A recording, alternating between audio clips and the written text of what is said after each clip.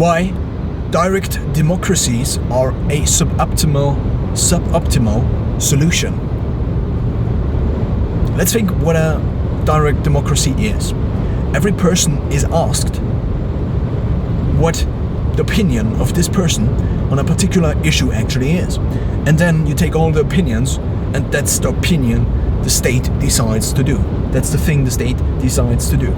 And we now combine this direct democracy approach, and democracy has been held up by so many to be the basic principle of Western society and so many other things. But of course, there are different variations of the direct democracy.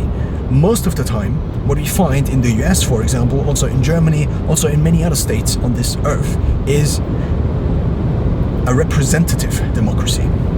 So people elect other people that then make decisions, or even elect other people, sometimes the chancellor, sometimes the president. So why does this actually make sense? And what is the basic problem of a direct democracy? We now connect this whole thing to a measurement. And this measurement is often heavily discussed, since it is so divisive and since it doesn't make many people look good, I guess. And this measurement is a measurement to measure the psychological abilities, the mental abilities, you can also say, of people. And so if you take a look at what actually the outcome of this measurement is, usually it looks a little bit like a bell. And this is also why this is called the bell curve. Most or many things are distributed like this. This means in the middle. So if you are perfectly in the middle, we just take a random score. Let's just say the score is 100 in the middle. And then you say that, for example, 2/3 of all outcomes should be within 15% before the middle of the bell and 15% after the middle of the bell. So basically you have 2/3 of the population, if this is a measurement that measures the psychological or the mental capabilities of a person, then you have 2/3 within a range of 85 to 115. And the average is obviously completely in the middle. This is not always the case, because sometimes you have an average, for example, when it comes to how much money a person has, how much wealth the average person has accumulated. Then there is something off about just taking the normal average we usually take, because if you have very, very rich people and you have very, very poor people, then the average is kind of more at the rich people. Because what actually happens is that because you divide a fixed amount of persons by a very high amount of money, what happens is that all of the wealth of these people that are not very wealthy just doesn't account for very much, whereas the wealth of the other people just accounts for very much. Therefore, this is kind of a rigged average. Therefore, you often take the median, but that's not what this is about. So we just take the average. The average is in the middle, and the average is 100. And this measurement I am talking about is called the IQ. So now you have to think about which people you actually want to have in positions that influence where a society goes in many different directions, in many different ways, you could say. And do you want to have people that are above average in terms of their mental capabilities, or do you want to have people that are below average? Probably there's a correlation between the mental capabilities of a person and also how well this person actually can do the things it is the person actually should do. For example, lead a state or do certain things. So, I mean, when it comes to difficult subjects like rocket science or mathematics, it is often clear that if you don't have a good understanding of mathematics, for example, that it doesn't really make sense for you to actually do the calculations for the next rocket that is actually going to Mars. So here is a very clear understanding, but that's also true for many other positions. You actually on which factors this depends, whether a person is more capable or less capable in terms of their physiological capabilities, but also their psychological capabilities depends on different factors we cannot really influence. Of course, we could theoretically influence them by many ways, but it's just a fact that some people are seemingly more capable and some people are seemingly, compared to the other people, less capable. And now the problem of the direct democracy is twofold, you could say. The first problem is this exact problem I just described.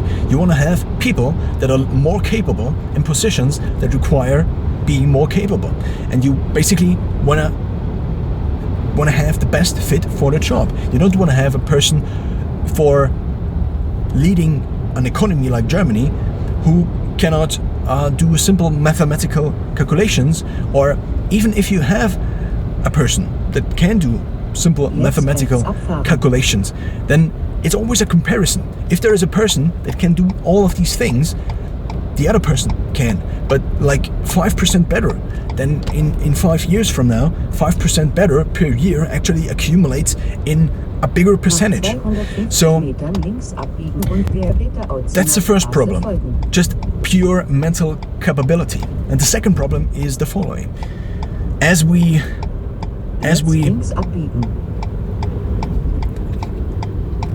basically, the more capable a society gets, the more technology a society has, the more science a society, or just a population in general, maybe also on other planets, I don't know about this particular issue, but just the more different things there are, the more knowledge there is, the less likely it is that one person knows it all. This means, as we move forward in time, knowledge becomes more and more specialized. This means, of course, being a chancellor or a president is something that requires leading people, is something that requires good communication skills. It is something that requires maybe a basic understanding of a lot of different scientific branches. But the problem is that because there are so many different things you have to understand and you have to know, and things just get more and more complex. I, for example, cannot build a phone. I just cannot build a phone because I didn't learn to do so. I am also not very interested in doing so. Maybe if I had to, I would be interested, but that's not the point. The point is, for example, there is this is actually a quote by Joe Rogan, a podcast host. He said, if the 10% most capable people on this planet just died from one night to the other, then basically society would probably be left at a point in time, or at a state where the internet maybe wasn't invented for the next 1,000 years, because these people that are so deep into their different branches of knowledge, if these people are actually missing, there is a whole lot missing. A whole lot of knowledge is actually missing, and that's one of the biggest problems a direct democracy basically has, because the other people are also maybe very deep in their own problems, maybe not problems, but deep in their own branches, maybe deep in their own work, maybe deep in their own understanding. So the problem, again, for the first thing is you want to have the most capable people, whether this is due to intelligence or experience. That's basically the summary of this problem. You just want to have the most capable people in these different positions, whether this is a democracy and whether this is a government, or whether this is someone like Elon Musk. You don't want to exchange Elon Musk for somebody who is not Elon Musk and therefore has less capabilities of leading all of these different companies, because it just wouldn't make sense, because Elon Musk is the better option.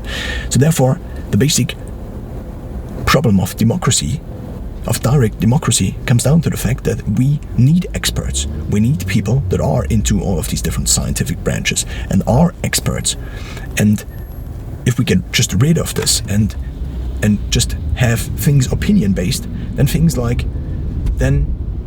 the problem is that many people don't even understand the basics of the scientific method, or how to read the different efficacies, for example, of COVID vaccines.